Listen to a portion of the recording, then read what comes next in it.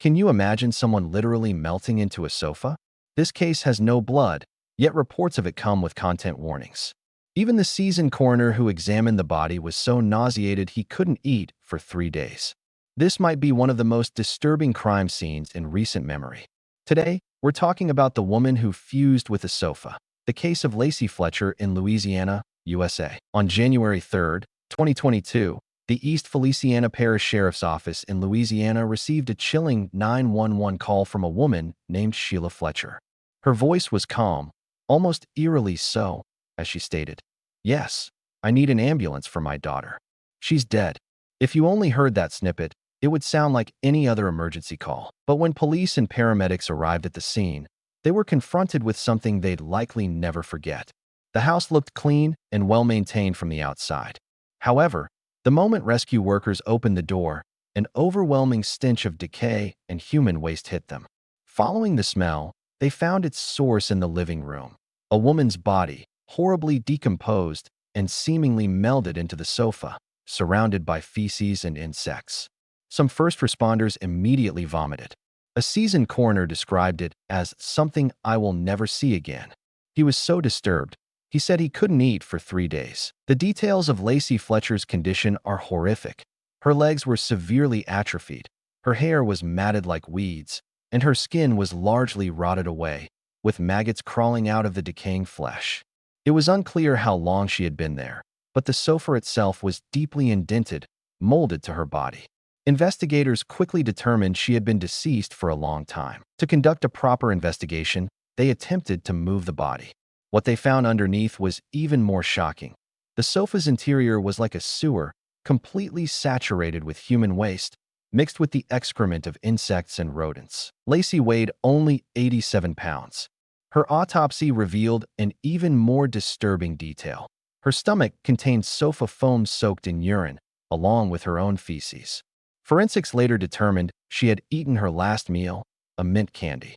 Her cause of death was sepsis, likely triggered by a severe infection from pressure ulcers that had exposed bone. This was a bizarre and horrifying way to die. How could someone lie in such a degraded state for so long? Lacey Ellen Fletcher was born on November 25, 1985. Her mother, Sheila Fletcher, was a respected member of the Baton Rouge Civil War Roundtable, and her father, Clay Fletcher, was a prominent local figure. They were known for their community involvement and public service, carefully cultivating an image of a happy, harmonious family.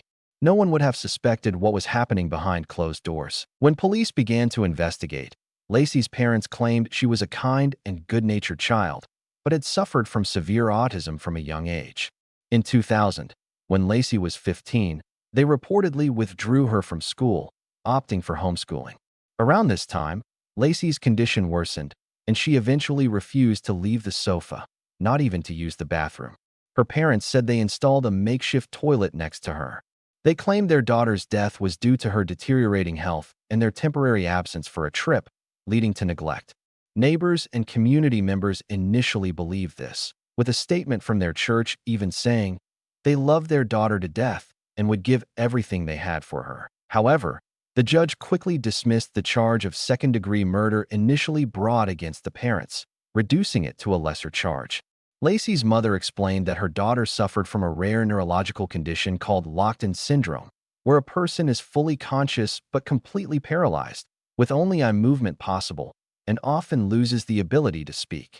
This condition, if true, might explain why Lacey couldn't move. But investigators found that Lacey's last doctor's visit was in 2002, 2 decades before her death. And if she truly couldn't move, who was feeding her sofa foam soaked in urine? If her parents were regularly caring for her, how could the sofa and her body have reached such a horrifying state? Their lawyer argued that such situations could happen in any home with a disabled person. But it was clear Lacey's parents had neglected her for a very long time, abandoning her on the sofa to waste away. Even if they were unwilling to care for Lacey themselves, both parents were high-earning professionals who could easily afford to hire a full-time caregiver. Their neighbors' responses were telling. They hadn't seen Lacey in years. During the pretrial hearing, prosecutors presented a shocking piece of evidence. When Sheila Fletcher called 911 on January 3, 2022, and the dispatcher asked for Lacey's age, she stammered, unsure of the answer. How could a mother who supposedly cared for her daughter every day not know her age? Investigators also found that the Fletchers frequently traveled, often leaving their daughter behind, as if she were a burden.